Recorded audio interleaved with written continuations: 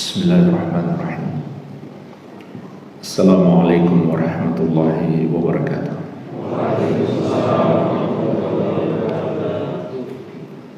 Alhamdulillahi hamdan katsiran thayyiban mubarakan fihi mubarakan alaihi kama yuhibbu rabbuna wa yardah. Wa ashhadu an la ilaha illallah wahdahu la syarika lah wa ashhadu anna Muhammadan abduhu wa rasuluh sallallahu alaihi wa ala alihi wa sahabatihi ajma'in wa man tabi'ahum bi ihsanin ila yaumiddin. Amma ba'd.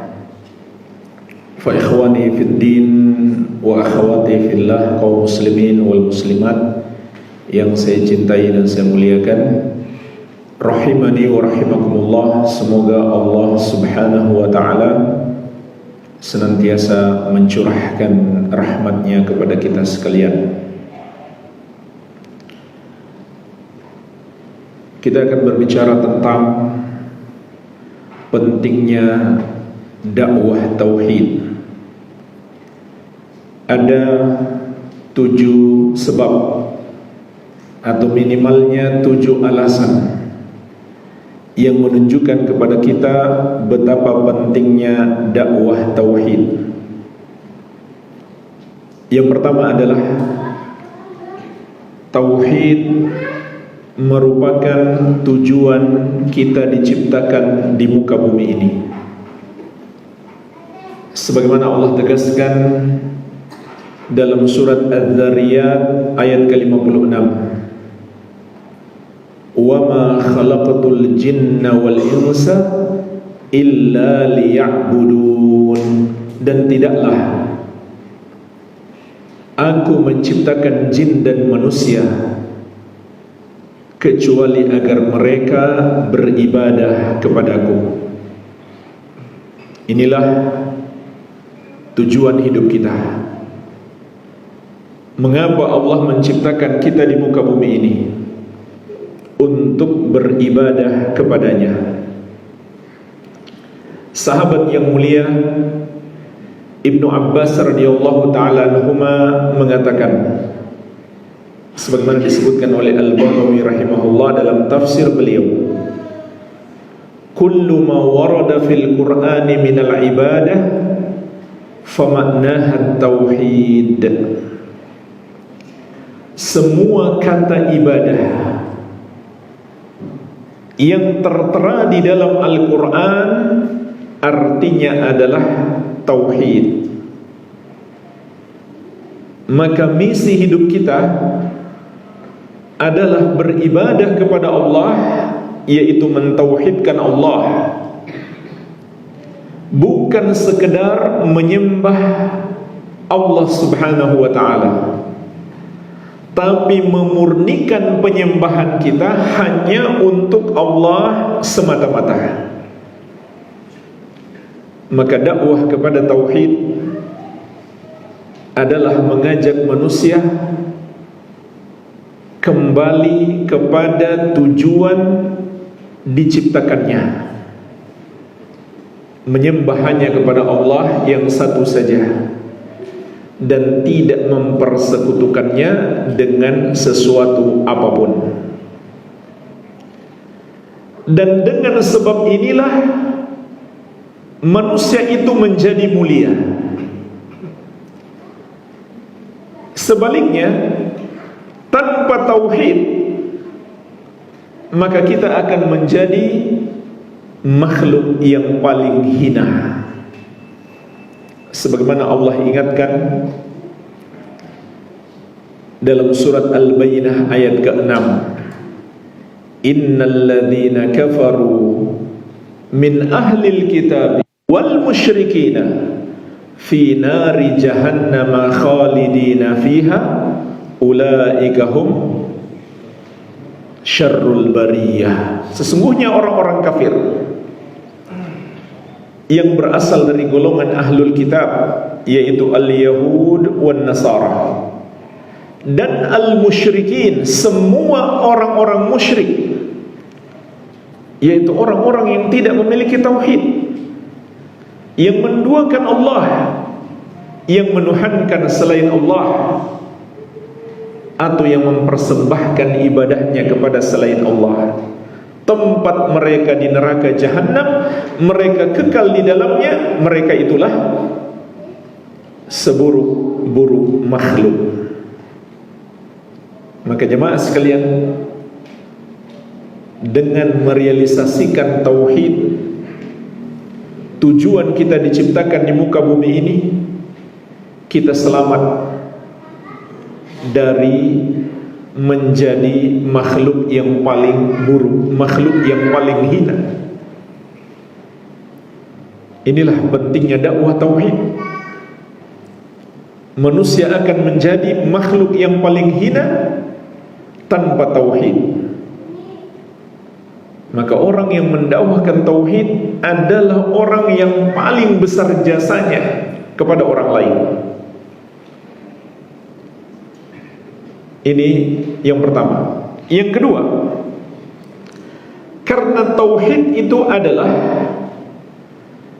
agama seluruh nabi dan rasul dan misi utama dakwah mereka. Sebagaimana dalam surat Al-Anbiya ayat ke-25, "Wa ma arsalna min qablika min rasulin illa nuhi ilaihi annahu la ilaha illa ana fa'budun." Dan tidaklah kami mengutus sebelum engkau wahai Muhammad seorang rasul pun kecuali kami wahyukan kepadanya bahwasannya la ilaha illa ana, tidak ada yang berhak disembah kecuali aku, fa'budun, maka beribadahlah hanya kepadaku. Dalam surat An-Nahl ayat ke-36, Allah Subhanahu wa ta'ala menegaskan, "Walaqad ba'atsna fi kulli ummatin rasulan," dan sungguh kami telah mengutus pada setiap umat rasul. Setiap rasul menyerukan, "Ani'budullaha wajtanibut taghut," sembahlah Allah dan jauhilah taghut. Taghut itu maknanya kullu ma'ubid min dunillah, segala sesuatu yang disembah selain Allah Subhanahu wa ta'ala. Jadi ini ajaran seluruh nabi dan rasul alaihi wassalatu wassalam, dan misi utama dakwah mereka. Oleh karena itu jemaah sekalian, Nabi kita yang mulia Nabi Muhammad SAW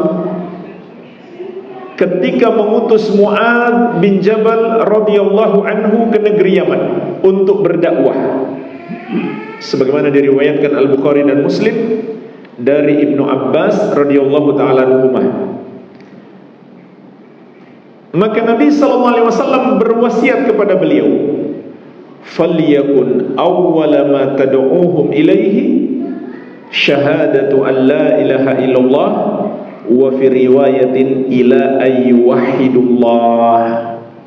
Hendaklah yang pertama sekali engkau dakwahkan kepada mereka, ajak mereka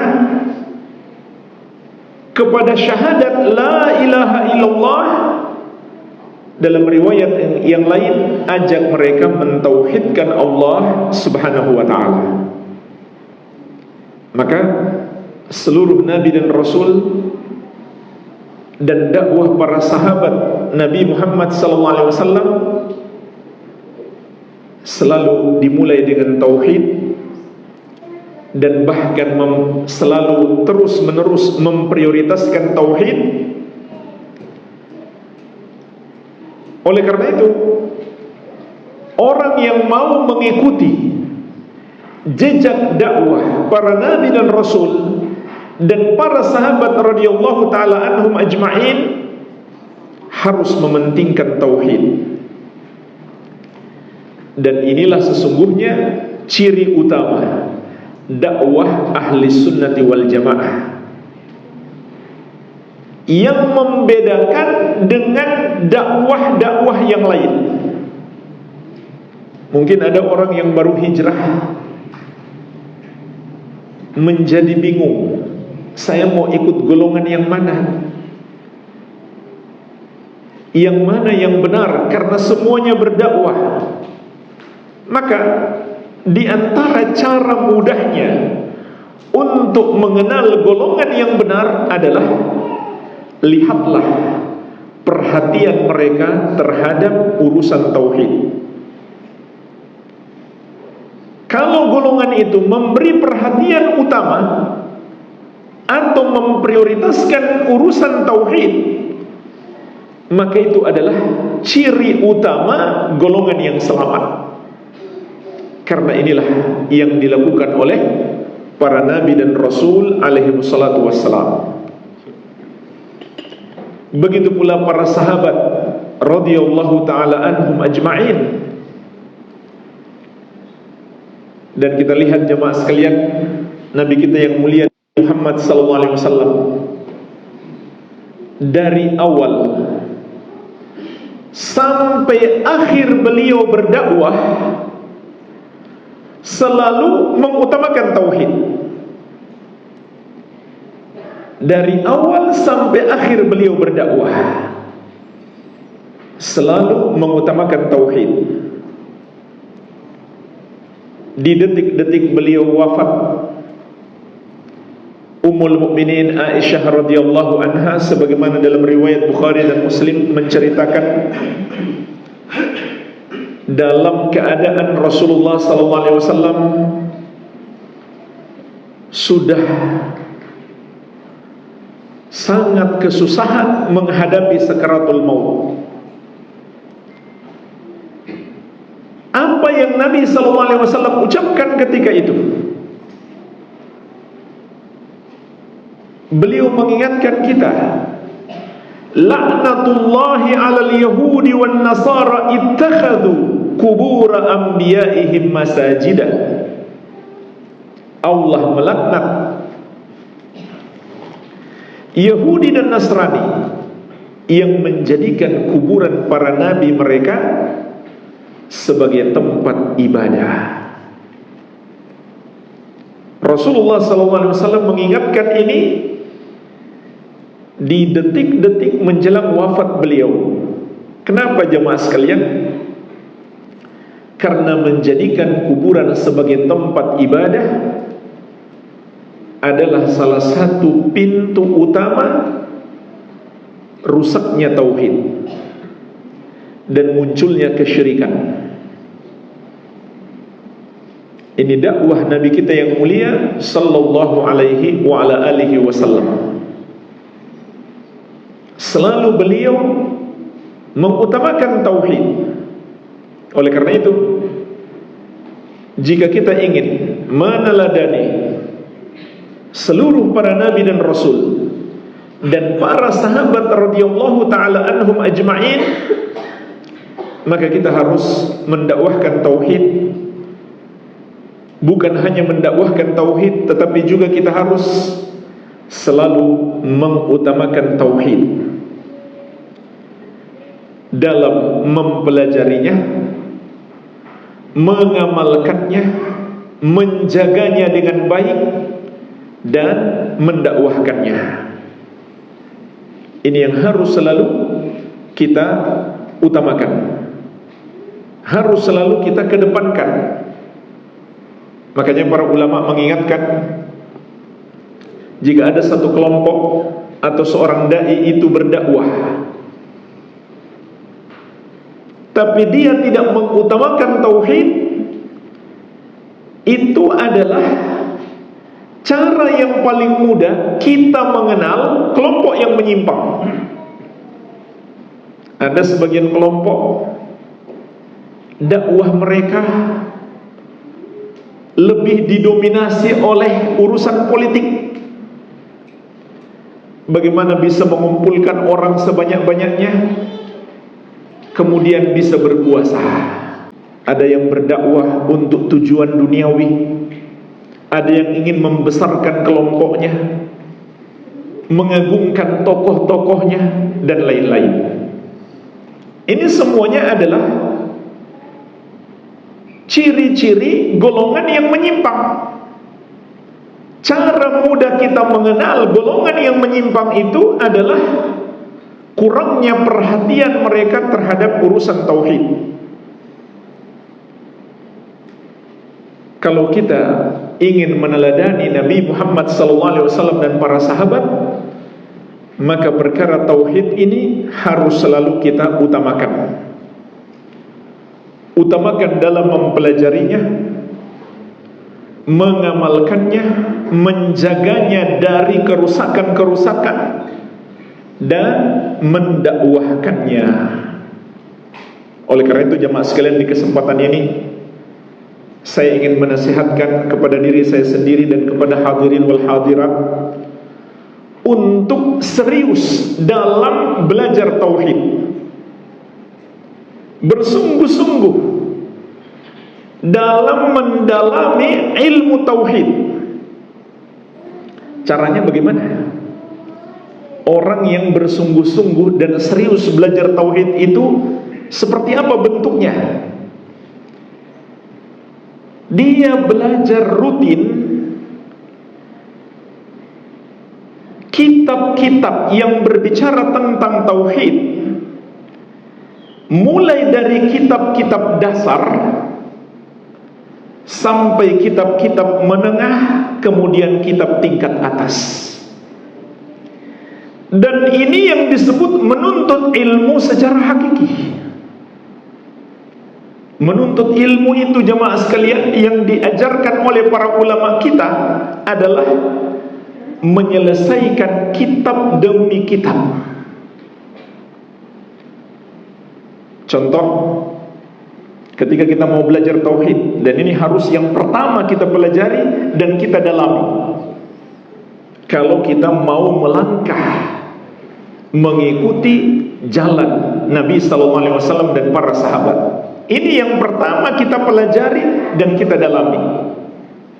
Contoh untuk tingkat pemula, kita pelajari 5 kitab.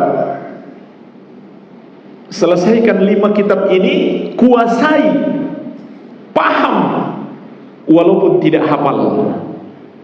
Kalau saya bilang harus hafal, nanti semuanya merasa berat. Minimal paham. Kalau hafal lebih bagus lagi tentunya. Kita akan lebih mudah berdakwah kalau kita hafal. Kalau santri pondok wajib hafal 5 kitab ini. Yang pertama, Thalathatul Usul. Thalathatul Usul wa adillatuha. 3 prinsip utama Islam dan dalil-dalilnya. 3 prinsip utama Islam dan dalil-dalilnya. Yang kedua, Al-Qawaidul Arba. 4 kaidah untuk mengenal tauhid dan syirik. Yang ketiga, Nawaqidul Islam, pembatal-pembatal keislaman. Jemaah sekalian, 3 kitab ini semua kitab tipis. Kalau kita belajar tiap pekan, misalkan tiap pekan saja, satu pekan satu pertemuan, kurang lebih 3-4 bulan selesai. Kitab tipis ini semua. Kemudian yang keempat, baru kita masuk kitab yang agak tebal sedikit, kitab tauhid. Kemudian yang kelima, Kasyfus Syubhat. Penulisnya 5 kitab ini sama, Syekhul Islam Al-Mujahidul Mujaddid Al-Imamul Allamah Al-Syekh Muhammad At-Tamimi rahimahullahu ta'ala rahmatan wasi'ah. Kalau kita pelajari kitab demi kitab ini sampai paham dari awal sampai selesai, itu baru namanya perhatian terhadap tauhid.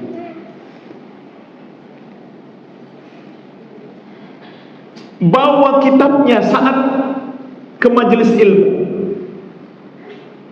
bawa pulpen, bawa buku, catat faidah-faidahnya. Itu baru namanya serius belajar. Kalau seseorang hadir di majelis ilmu tanpa bawa pulpen, tanpa bawa pena, itu namanya nggak serius belajar.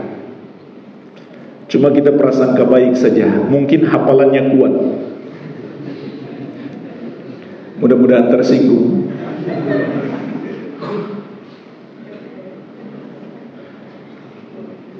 Serius belajar jemaah sekalian. Dan pahala kita juga dipengaruhi oleh keseriusan kita dalam belajar. Orang yang sungguh-sungguh mencatat, menyimak dengan baik, tentu lebih besar pahalanya. Dan juga memberi pengaruh besar pada hidayah yang akan kita dapatkan. Karena Allah mengatakan, walladzina jahadu fina lanahdiyannahum subulana. Dan orang-orang yang bersungguh-sungguh di jalan kami, benar-benar akan kami tunjukkan kepada mereka jalan kami. Kesungguhan kita dalam menuntut ilmu, keseriusan kita dalam menuntut ilmu, itu memberi pengaruh pada sejauh mana Allah berikan hidayah kepada kita. Jangan kita pandang remeh. Jangan kita pandang remeh jemaah sekalian. Ini contoh 5 kitab untuk tingkatan pemula dalam menuntut ilmu. Kalau kita ulang-ulang ini, 5 kitab ini sudah selesai, kita ulang lagi supaya lebih mantap, maka itu lebih bagus. Kalau di rumah kita hafalkan matanya, ini semua kitab-kitab tipis, kitab-kitab singkat. Walaupun kitab tauhid itu 67 bab, tapi setiap babnya isinya singkat saja. Kalau kita hafalkan sedikit demi sedikit, itu lebih bagus lagi, akan memudahkan kita berdakwah. Karena seringkali kita berdakwah jemaah sekalian mengingatkan saudara kita, wahai saudaraku, itu syirik. Rasulullah SAW melarang. Kalau dia tanya balik, gimana? Dalilnya mana? Pokoknya ada dalilnya. Dulu belum hafal, sekarang lupa. Kan kurang meyakinkan jadinya. Tapi kalau kita langsung mengatakan karena Rasulullah SAW bersabda, misalkan, man raddathu at-tiratu an hajatihi faqad asyrak. Barang siapa dihalangi oleh takut sial untuk melakukan hajatnya, dia telah berbuat syirik. Orang tambah yakin. Mungkin dia bisa mengatakan, sudah jadi ustadz rupanya kamu sekarang, hafalannya luar biasa ya. Orang tambah yakin. Ini baru namanya serius belajar. Belajar dengan kurikulum yang jelas, dikuasai ilmunya. Dan kalau kita belajar seperti ini jemaah sekalian, ini yang akan mengokohkan agar kita tidak mudah terkena syubhat. Betapa banyak orang belajar, sudah lama dia belajar, begitu datang syubhat, begitu mudahnya dia terpengaruh. Karena belajarnya nggak benar. Oleh karena itu jemaah sekalian, kajian-kajian kitab oleh para ustadz kita di masjid-masjid kita itu harus diseriusi. Hadir terus. Kalau bisa dan harus bisa. Banyaknya orang yang hadir sama seperti kalau ada ustadz dari luar daerah, sama seperti tablik akbar atau kajian akbar. Itu baru menunjukkan orang-orang yang hadir itu serius belajar. Tapi kalau kajian kitab dia nggak pernah muncul, nanti ada ustadz dari luar daerah baru dia datang, menunjukkan dia belum serius. Karena berapa banyak ilmu yang dia dapatkan hanya dengan beberapa majelis yang diisi oleh ustadz dari luar daerah, sedikit. Paling kebanyakan cuma motivasi. Tapi bagaimana inti daripada ilmu harus dipelajari dari kitab-kitab, dikaji betul-betul kata per kata, huruf per huruf, mulai dari kitab-kitab dasar, kitab menengah, sampai kitab tingkat atas. Maka insya Allah dalam 5-10 tahun yang akan datang, dakwah Ahlus Sunnah itu akan berkembang luar biasa kalau kita betul-betul hari ini serius belajar. Ini menunjukkan perhatian kita terhadap dakwah tauhid. Kita pelajari secara mendalam, kita amalkan dalam hidup kita, selalu kita jaga jangan sampai rusak, dan selalu kita dakwahkan. Jadi ini pentingnya dakwah tauhid yang kedua, bahwa dakwah tauhid itu adalah dakwah seluruh para nabi dan rasul alaihi wassalatu wassalam, dan jalan yang ditempuh oleh para sahabat radhiyallahu taala anhum ajmain. Dan Allah mengingatkan kita bahwa kita belum akan menjadi pengikut Nabi sallallahu alaihi wasallam secara hakiki sampai kita ikut mendakwahkan tauhid. Sebagaimana dalam surat Yusuf ayat 108, Kul hadhihi sabili ad'u ilallahi ala basiratin ana wa man ittaba'ani wa subhanallahi wa ma ana minal musyrikin. Katakan wahai Muhammad, sampaikan kepada umatmu, inilah jalanku, yaitu aku mengajak kepada Allah, memerintahkan manusia untuk mentauhidkan Allah dan melarang kesyirikan. Aku dan orang-orang yang mengikuti aku juga mengajak kepada Allah di atas basirah, di atas ilmu. Maha suci Allah, dan aku tidak termasuk orang-orang yang mempersekutukannya. Berdasarkan ayat ini jemaah sekalian, para ulama mengatakan seseorang belumlah menjadi pengikut Rasulullah SAW secara hakiki sampai dia ikut mendakwahkan tauhid. Ini poin yang kedua. Yang ketiga, karena tauhid itu adalah hak Allah Subhanahu wa ta'ala yang paling agung. Tauhid adalah hak Allah yang paling agung. Sebagaimana dalam hadis yang diriwayatkan Al-Bukhari dan Muslim dari sahabat yang mulia Mu'adz bin Jabal radhiyallahu anhu, Rasulullah sallallahu alaihi wasallam mengabarkan kepada kita Allah punya hak dan hamba juga punya hak. Apa hak Allah? Kata Nabi sallallahu alaihi wasallam, haqqullahi 'alal ibadi ayya'buduhu wa la yusyriku bihi syai'a. Hak Allah atas para hamba adalah mereka menyembah kepadanya dan tidak mempersekutukannya dengan sesuatu apapun. Berarti hak Allah atas kita ditauhidkan dan tidak dipersekutukan.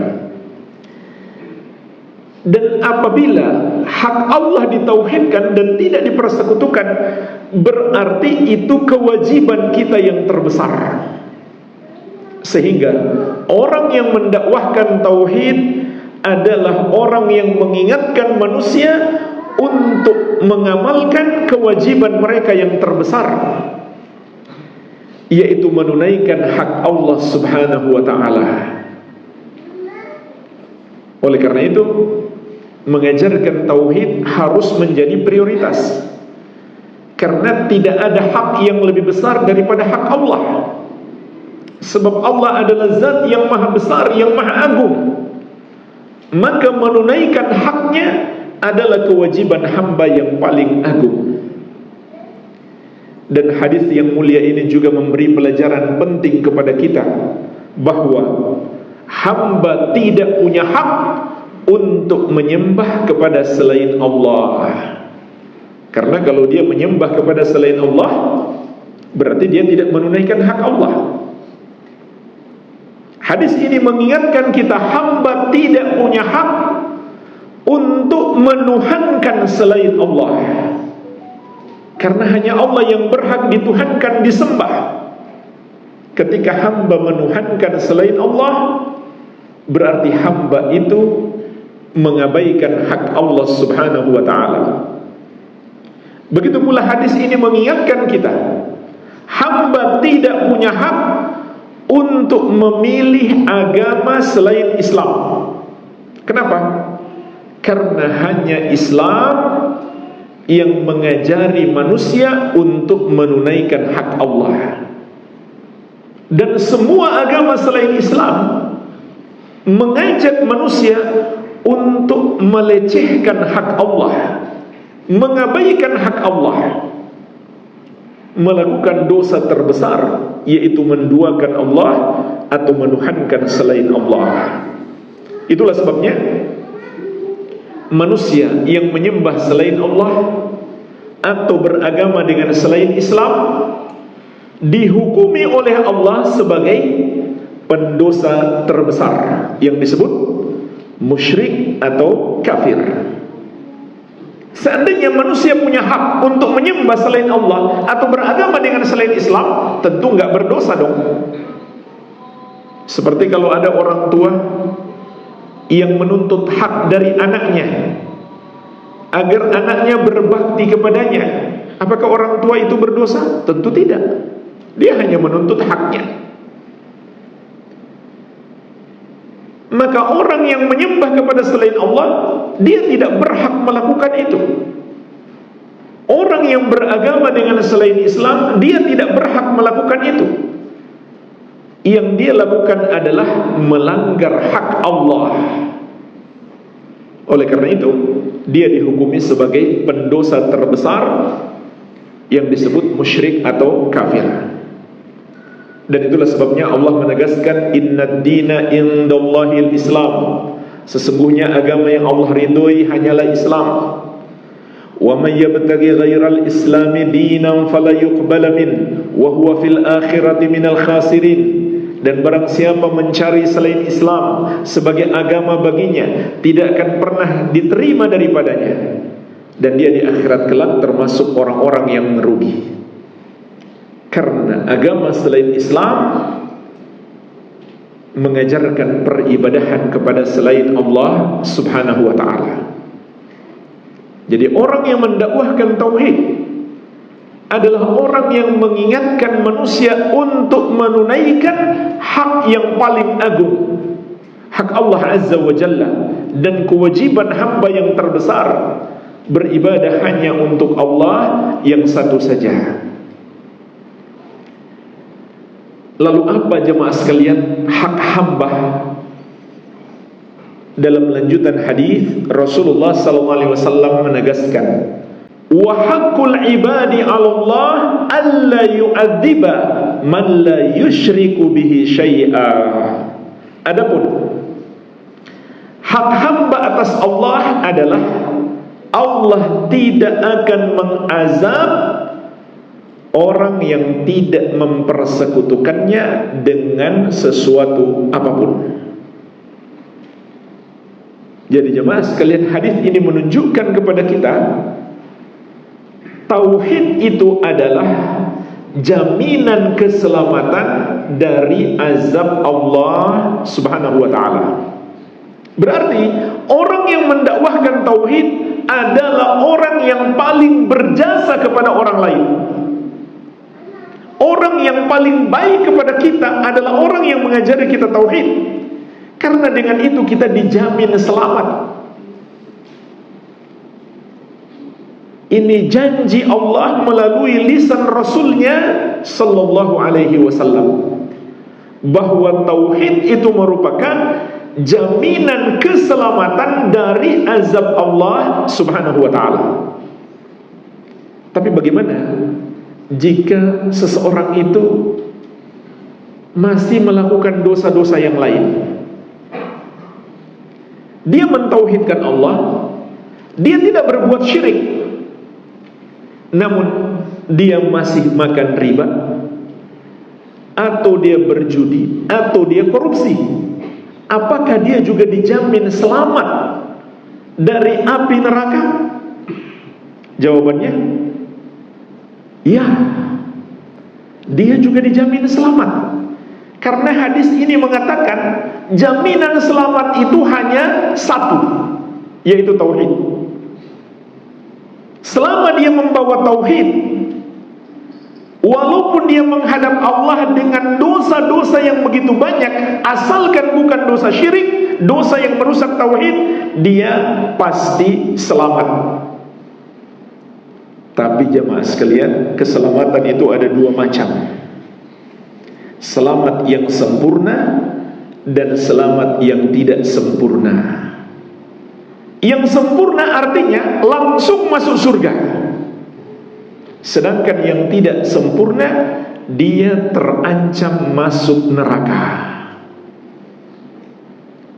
Andaikan dia dimasukkan dalam neraka, selama dia masih memiliki tauhid, lalu dia dimasukkan ke neraka oleh Allah karena dosa-dosa besarnya yang dia bawa menghadap Allah, maka dia tidak kekal di neraka.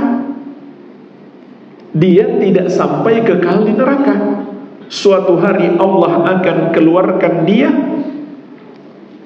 dan dimasukkan ke dalam surga. Berarti selamat juga kan pada akhirnya.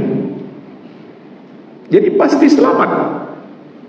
Cuma selamat itu ada dua macam, selamat yang sempurna dan selamat yang tidak sempurna.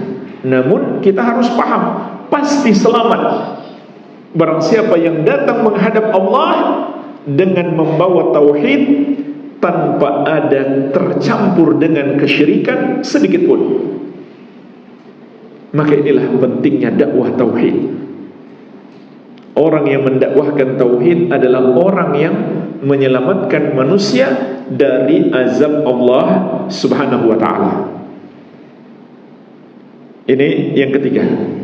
Sebab yang keempat atau alasan yang keempat yang menunjukkan kepada kita pentingnya dakwah tauhid adalah bahwa tauhid merupakan pondasi amalan. Artinya seluruh amal ibadah kita dibangun di atas dasar pondasi tauhid, sehingga orang yang tidak memiliki tauhid atau tauhidnya rusak, maka amal ibadah yang dia lakukan pun tidak diterima oleh Allah Subhanahu wa ta'ala. Bahkan amal-amal ibadah yang sudah pernah dia lakukan lalu tauhidnya menjadi rusak dikarenakan dosa syirik yang dia kerjakan, maka amalan-amalan tersebut terhapus. Allah ingatkan dalam banyak ayat, di antaranya dalam surat Al-An'am, bahwa para nabi dan rasul itu orang-orang yang paling mulia, yang paling afdal. Tapi bersamaan dengan itu, di surat Al-An'am ayat 88, Allah memberi peringatan, andai mereka berbuat syirik, terhapus amalan mereka. Tentu para nabi dan rasul itu maksum, enggak mungkin mereka terjerumus dalam syirik. Sehingga ini peringatan bagi kita. Allah mengingatkan seandainya nabi dan rasul pun yang berbuat syirik, amalan mereka terhapus. Bahkan ditujukan secara khusus kepada Nabi Muhammad SAW dalam surat Az-Zumar ayat ke-65. وَلَقَدْ أُوحِيَ إِلَيْكَ وَإِلَى الَّذِينَ مِنْ قَبْلِكَ لَإِنْ أَشْرَكْتَ لَيَحْبَطَنَّ عَمَلُكَ وَلَتَكُونَنَّ مِنَ الْخَاسِرِينَ. Dan sungguh telah diwahyukan kepadamu wahai Muhammad dan kepada para nabi sebelummu, kalau kamu berbuat syirik, terhapuslah amalanmu dan kamu termasuk orang-orang yang merugi. Jadi jemaah sekalian, gak ada gunanya kita ajak orang sholat, puasa, zakat, haji, menjauhi riba, menjauhi judi, khamar, kalau dia masih berbuat syirik. Maka dakwah tauhid kalau begitu kita pun paham mengapa para nabi dan rasul selalu memprioritaskan urusan tauhid, karena tauhid adalah pondasi amalan. Kemudian yang kelima, jemaah sekalian, alasan atau sebab yang menunjukkan pentingnya dakwah tauhid, bahwa tauhid itu merupakan kunci utama kejayaan umat, kejayaan kita sebagai sebuah bangsa. Sebab jemaah sekalian, tidak kita ragukan lagi, kejayaan sebuah bangsa adalah anugerah dari Allah Subhanahu wa ta'ala. Kemenangan umat Islam, kekuatan umat Islam, itu anugerah dari Allah Tabaraka wa ta'ala. Dan Allah hanya akan memberikan itu kepada umat yang mentauhidkannya dan menjauhi dosa syirik, sebagaimana janji Allah dalam surat An-Nur ayat ke-55. Wa'adallahu alladhina amanu minkum wa 'amilus shalihat la yastakhlifannahum fil ardh kama istakhlafa alladhina min qablihim wa la yumakkinanna lahum dinahum alladhi irtada lahum wa la yubaddilannahum min ba'di khawfihim amna ya'budunani la yushrikuna bi syai'a wa man kafara ba'da dzalika fa ulaika humul fasiqun. Perhatikanlah jemaah sekalian ayat yang mulia ini. Allah berjanji kepada siapa? Orang-orang yang beriman dan beramal soleh. Ini disebutkan di awal, kemudian disebutkan di akhir ayat, ya'budunani la yusyrikuna bi syai'a, mereka beribadah kepadaku, tidak mempersekutukan aku dengan sesuatu apapun. Tauhid. Maka iman dan amal soleh itu puncaknya adalah tauhid. Syarat utamanya adalah tauhid. Apa janji Allah? 3 hal. Yang pertama, kata Allah akan jadikan mereka berkuasa di bumi. Yang kedua, Allah akan kuatkan agama mereka, Allah tegakkan syariat mereka. Yang ketiga, Allah lindungi mereka dari semua musuh-musuh mereka, sehingga mereka merasa aman, tidak merasa takut. Ini adalah janji Allah Subhanahu wa ta'ala. Dan Allah mengancam setelah itu, wa man kafara ba'da dzalika fa ulaika humul fasiqun. Barang siapa yang kufur setelah itu, maka mereka itulah orang-orang yang fasik. Oleh karena itu jemaah sekalian, orang yang berjuang serius dalam belajar tauhid, mengamalkannya dan mendakwahkannya, dia adalah orang yang paling besar perjuangannya untuk umat Islam. Dia adalah orang yang paling besar sumbangsinya untuk kejayaan Islam. Ini hakikat perjuangan. Bukan turun melakukan demonstrasi di jalan, tidak. Itu bukan ajaran Islam. Bukan seperti itu perjuangan. Tapi kembali ke majelis-majelis ilmu. Belajar tauhid itu nomor 1. Amalkan dengan baik dan dakwahkan. Niscaya Allah akan berikan kepada kita kemenangan dan kejayaan. Kalau kita masih yakin dengan ayat Allah, ayatnya begitu jelas. Dan sejarah membuktikan bagaimana Rasulullah SAW dan para sahabat, Allah anugerahkan kejayaan itu. Satu umat yang sama sekali nggak pernah diperhitungkan. Umat yang kecil, tidak punya kerajaan negara yang besar. Tidak ada catatan sejarah kehebatan mereka, kecuali tawuran antar kampung, antar suku. Yang ada di masa itu, sejarah kejayaan Romawi dan Persia. Sampai hari ini masih diagung-agungkan kehebatan Romawi dan Persia dari masa dahulu. Namun mereka sengaja menyembunyikan. Dua superpower ini di masa itu bertekuk lutut di bawah kaki kaum muslimin. Itu baca sejarah Nabi Muhammad SAW, sejarah Abu Bakar, sejarah Umar, dan seterusnya. Bagaimana kaum muslimin menundukkan dua negara besar di masa itu.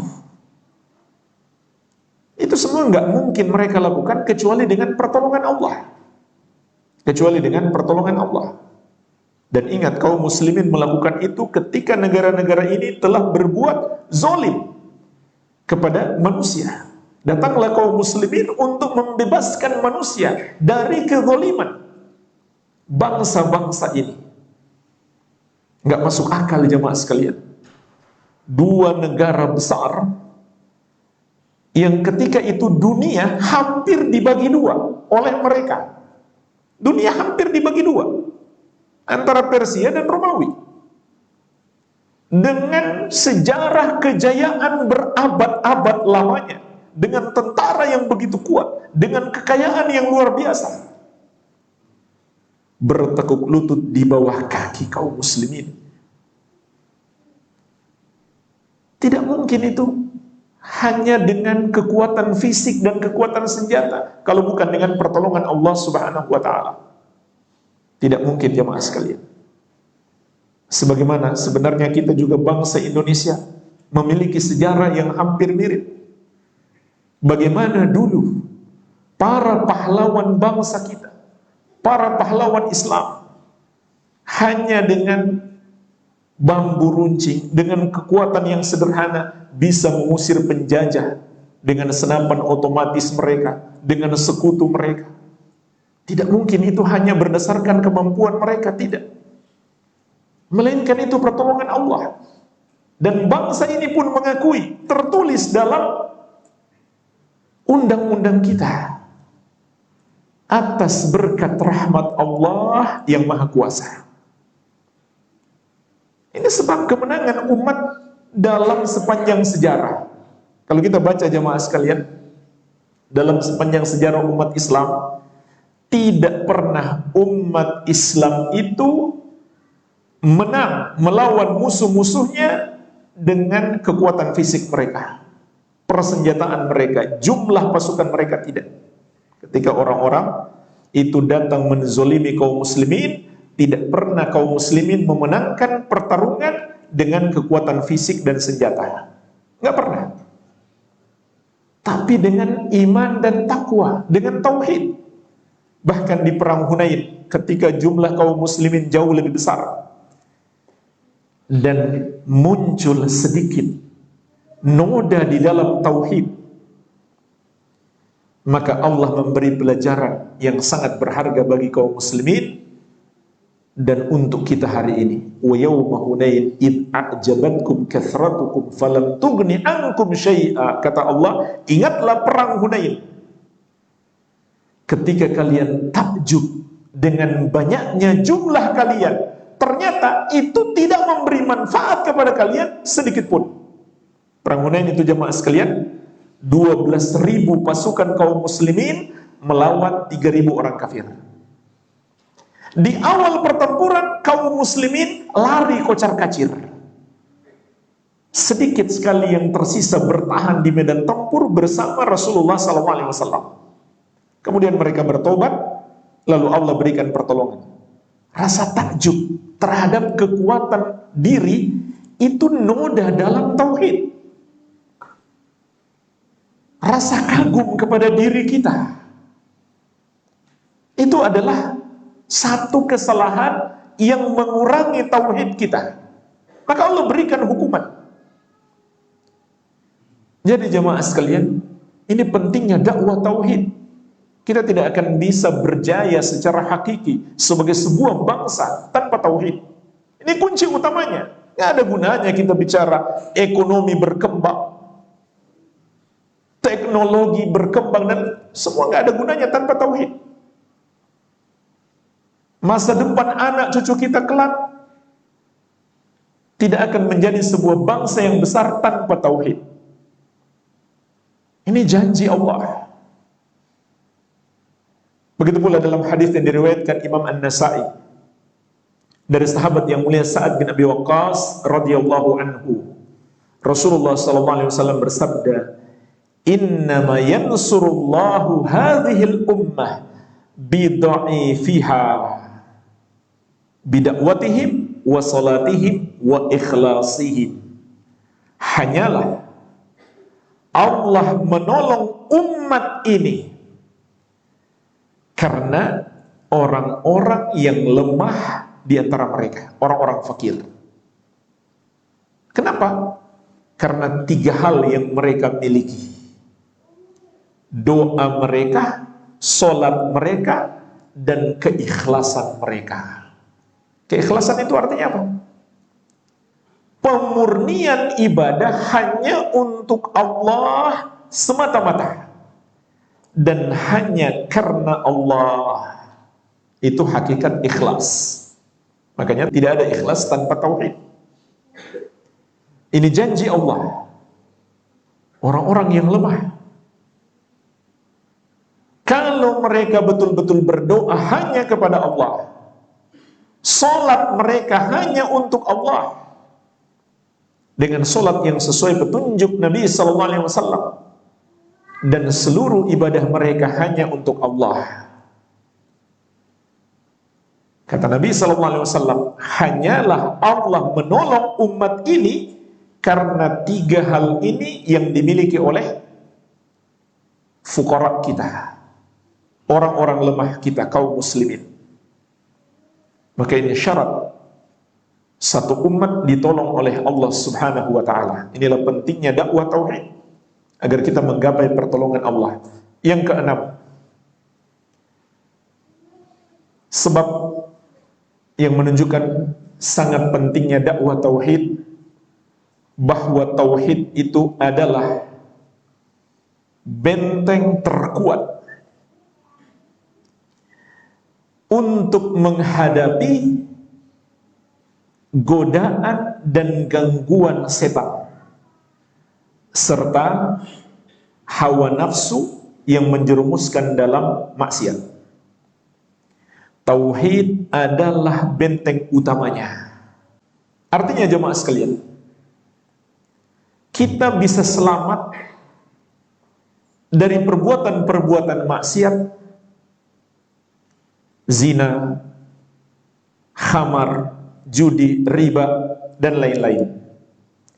Begitu pula dari kesesatan-kesesatan, terutama dalam akidah, pemahaman-pemahaman yang menyimpang, pemahaman radikal, terorisme, dan lain-lain. Kunci utama untuk selamat dari itu semua adalah tauhid. Karena jemaah sekalian, kita bisa selamat dari semua kesesatan dan penyimpangan dan kemaksiatan itu karena pertolongan Allah. Dan kunci utama menggapai pertolongan Allah adalah tauhid. Allah menceritakan kisah Nabi Yusuf alaihissalam di dalam Al-Quran. Bagaimana dahsyatnya ujian yang menimpa Nabi Yusuf alaihissalam, yaitu sebuah godaan untuk melakukan hubungan terlarang. Dan semua faktor yang dapat menjerumuskan beliau ke dalamnya sudah ada. Dengan kekuatan yang sangat dahsyat yang mengajak beliau untuk melakukan itu. Yang mengajak beliau melakukan hubungan terlarang itu adalah seorang wanita yang cantik jelita dan punya kuasa.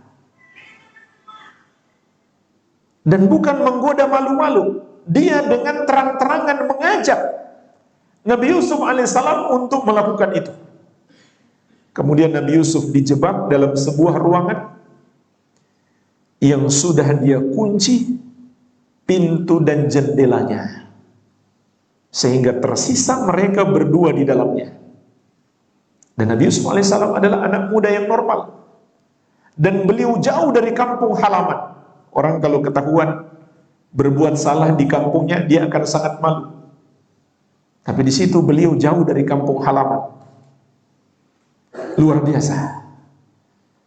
Godaan yang menimpa Nabi Yusuf alaihissalam. Sampai kata Allah di surat Yusuf ayat ke-24, walaqad hammat bihi wa hamma biha laula ar-ra'a burhana rabbih.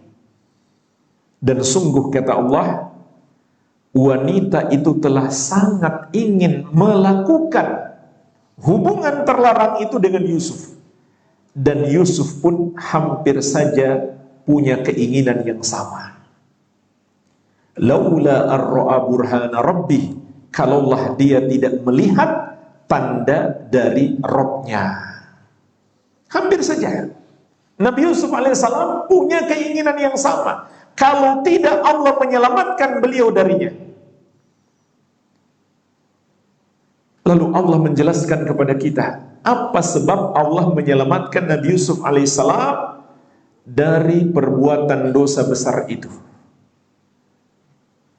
Kata Allah, kadzalika linasrifa anhu su'a wal fahsya'a innahu min ibadinal mukhlasin. Demikianlah kami selamatkan Yusuf dari keburukan dan kekejian itu, karena dia termasuk hamba-hamba kami yang ikhlas. Yang ikhlas artinya apa? Yang memurnikan ibadah hanya untuk Allah dan hanya karena Allah semata, dan menjauhi dosa syirik besar maupun syirik kecil, riya. Itu hakikat ikhlas. Sebagaimana Allah tegaskan juga di surat Al-Bayyinah ayat ke-5. Wa ma umiru illa liya'budullaha mukhlishina lahud-dina hunafa, dan tidaklah mereka diperintahkan kecuali beribadah kepada Allah dengan mengikhlaskan seluruh agama hanya untuk Allah. Maksudnya memurnikan semua ibadah hanya untuk Allah. Hunafa. Hunafa itu maknanya mereka berpaling dari kesyirikan. Itu arti hunafa. Jadi Allah selamatkan Nabi Yusuf alaihissalam karena tauhid yang beliau miliki. Karena beliau memurnikan ibadahnya hanya untuk Allah semata. Dan hanya karena Allah. Karena beliau menjauhi dosa syirik, baik syirik besar maupun syirik kecil. Ini kunci utama Nabi Yusuf alaihissalam selamat dari dosa itu. Bahkan jemaah sekalian, iblis pun tahu dia tidak akan bisa menyesatkan orang yang benar-benar mentauhidkan Allah. Sebagaimana Allah sebutkan sumpah iblis dalam surat Shad ayat 82-83. Qala fa bi'izzatika la'ughwiyannahum ajma'in illa ibadaka minhumul mukhlasin. Iblis bersumpah, demi kemuliaanmu ya Allah, sungguh benar-benar aku akan menyesatkan mereka semuanya, kecuali hamba-hambamu yang ikhlas. Iblis pun tahu dia tidak akan bisa mengalahkan, menyesatkan orang yang benar-benar bertauhid. Jangan sampai iblis tahu kita nggak tahu. Karena iblis itu kan dia sesat bukan karena dia bodoh, karena dia tahu kebenaran itu dan dia menentang kebenaran itu. Juga di surat An-Nahl ayat 99 kata Allah, innahu laisa lahu sultanun 'alal ladzina amanu wa 'ala rabbihim yatawakkalun. Sesungguhnya setan itu tidak punya kuasa atas orang-orang yang beriman dan orang-orang yang bertawakal kepada Rabb mereka. Orang yang benar-benar beriman adalah yang mentauhidkan Allah. Karena dosa syirik, dosa yang membatalkan keimanan. Dan orang yang bertawakal kepada Allah adalah orang yang mengamalkan puncak daripada tauhid. Puncak daripada tauhid adalah tawakal kepada Allah. Tidak akan lahir tawakal tanpa tauhid. Allah tegaskan, setan itu tidak akan bisa menguasai orang-orang yang beriman dan orang-orang yang senantiasa bertawakal kepada Rabb mereka. Jadi jemaah sekalian, kalau begitu, sebesar-besarnya perlindungan kita untuk anak-anak kita dari gangguan dan godaan setan adalah ajarkan mereka tauhid. Ajarkan mereka tauhid. Yang ketujuh, sebab yang menunjukkan sangat pentingnya dakwah tauhid itu adalah karena bahayanya dosa syirik. Bahwa dosa syirik adalah dosa yang paling besar, yang paling mengerikan. Sehingga penting kita mendakwahkan tauhid untuk menyelamatkan manusia dari kesyirikan. Ini yang ketujuh, yang terakhir, untuk mengingatkan kita pentingnya dakwah tauhid. Hendaklah kita sadari betapa bahayanya dosa syirik itu. Dosa orang yang tauhidnya rusak diakibatkan dosa syirik yang dia lakukan. Pertama, dosa syirik itu tidak terampunkan kalau pelakunya tidak bertobat sampai mati. Dalam surat An-Nisa ayat 48 Allah menegaskan, innallaha la yaghfiru ayyushraka bihi wa yaghfiru ma duna dzalika liman yasha. Sesungguhnya Allah tidak akan mengampuni dosa syirik dan akan mengampuni dosa selain itu, maksudnya yang tidak sampai tingkat kesyirikan, bagi siapa yang Allah kehendaki. Artinya jemaah sekalian, kalau seorang menghadap Allah dengan membawa semua dosa asal bukan syirik dan kufur, maka walaupun dia sampai mati nggak bertobat, masih mungkin Allah ampuni. Tapi kalau dia menghadap Allah tanpa membawa tauhid, dia nggak mungkin diampuni. Kemudian syirik itu juga memastikan pelakunya masuk neraka. Tidak ada kemungkinan lain. Dan kekal di dalam neraka selama-lamanya. Sebagaimana Allah ingatkan dalam banyak ayat, diantaranya di surat Al-Ma'idah ayat 72. Innahu may yushrik billahi faqad harramallahu alaihi al-jannata wa ma'wahu an-nar wa ma lidh-dhalimina min ansar. Sesungguhnya barang siapa yang mempersekutukan Allah, maka Allah haramkan surga atasnya.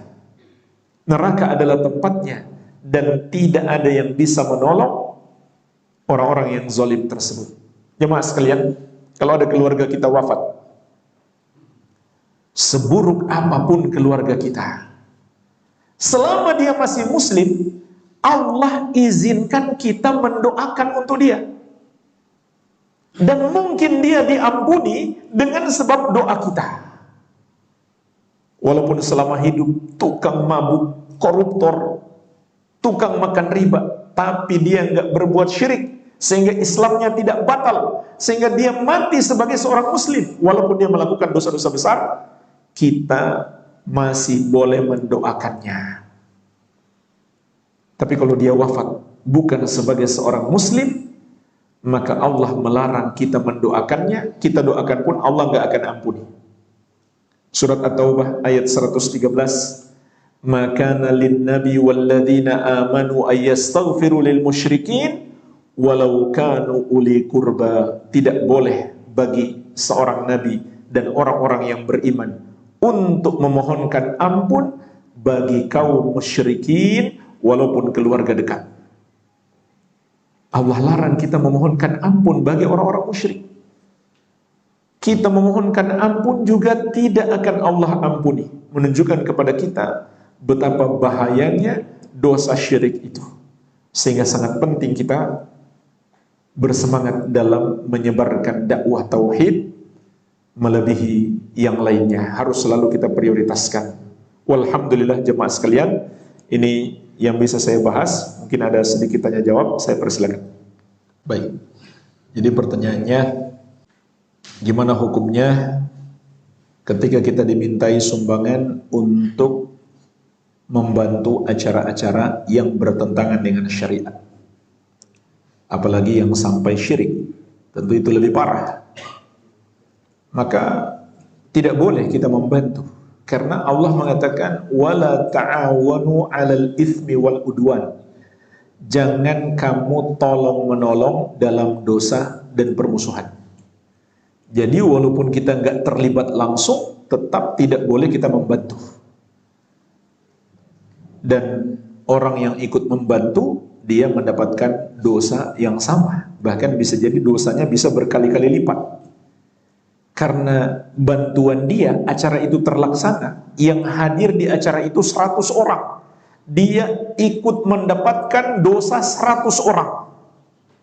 Padahal dia nggak datang. Bagaimana kalau 1000 orang?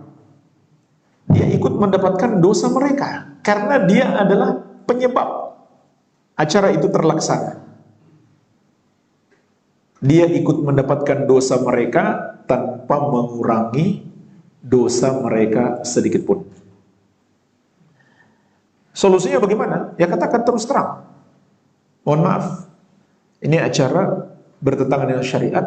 Kalau saya bantu, saya ikut berdosa. Itu lebih bagus, katakan terus terang. Kemudian alangkah baiknya kalau kita saat itu juga tawarkan bantuan, kasih bantuan dan bilang ini untuk ya misalkan masjid. Kalau misalkan yang datang itu orang-orang yang biasa di masjid atau pengurus masjid, kasih aja bantuan.